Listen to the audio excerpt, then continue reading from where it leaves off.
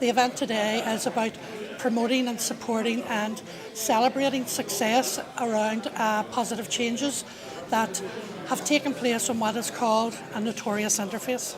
The event came around because of, really there's a sort of negative stereotype of this community. And I was aware, as a lot of others were, that there's a huge amount of cross-community work goes on throughout the year with lots of people being involved, but doesn't seem to be reflected. So the process was not simply about sort of recording stories, it's about getting people to work more collectively together. We can't lose anything in a conversation. I'm no lesser of the person before a conversation than I was when that conversation finished. And that's a very key message that we collectively put out to residents. So today's event, we are rightly proud of it because it is in fact a very notorious interface.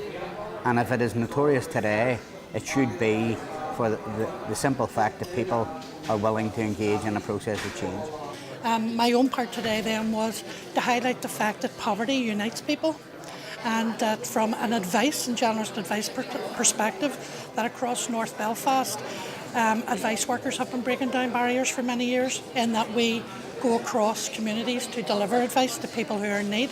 And we have now got to a stage that has taken a good 10 years where now our clients are quite happy to cross those barriers and into a community to now receive that advice from an advice worker. I thought it was a very positive event, and it talked about relevant issues that are ongoing and relevant to all areas in Northern Ireland. A lot of the issues experienced in North Belfast are similar issues that we experience in Derry. In Derry at the minute we have a lot of families engaged in family trips, and we have an annual winter market that takes place on the interface. We're also an urban village area, so there's extra investment in the area which is tackling issues and bringing people together to work in partnership. Change sort of starts small, it starts at the local level, so I think the question was asked about, why is local activity so far ahead of government activity? I think because the connects are already there, that there is a willingness and a want to move on. So. But the biggest success of the day was for me to see people walking from Tyrrell Avenue across a short stretch of road in the Houben centre, which they used to see as hostile territory. So to see people walking through the door and sitting side to side by people in Ardoyne and other areas was a big success for me today. In fact, I think we're pretty advanced in terms of quite a lot of all the issues that we have dealt with, we have had to deal with, be it violence or contested parades. To a degree they're not resolved, but they're vastly reduced, and we've done that through dialogue and through collaborating with each other.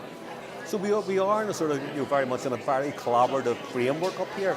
It's just that where we take it to next, and the big thing for us is how do we take it out of offices and boardrooms and meetings like these to make sure that other people, who are living in communities, don't get the opportunities we get, can get a sense of that as well. So hopefully that's the next part of it, that we can get a more of a buy-in to do more collaborative pieces of work, more collectively together. That's what we're hoping comes out of it, that an ongoing collaboration that expands in a way. People tend to equate urban villages to a normal government regeneration master plan exercise, whereby there is a very clear red line around the area to be impacted by possible change. The beauty of urban village for me is that there is no red line. It's not even a grey line. There are areas of influence which, in theory, would sit outside the urban villages area. But when communities are working across the entire footprint of the area, it almost makes that red line irrelevant, because no matter what impacts on the urban village area, it has huge implications for those who live close to it. So we need to be part of it. Very much welcome their support for today's event, and we very much look forward to working in partnership with urban villages as TASCIT in the future. Today has been a fantastic day, and it's been great to see the funders, not only the funders, but there's some statutory agencies in there too.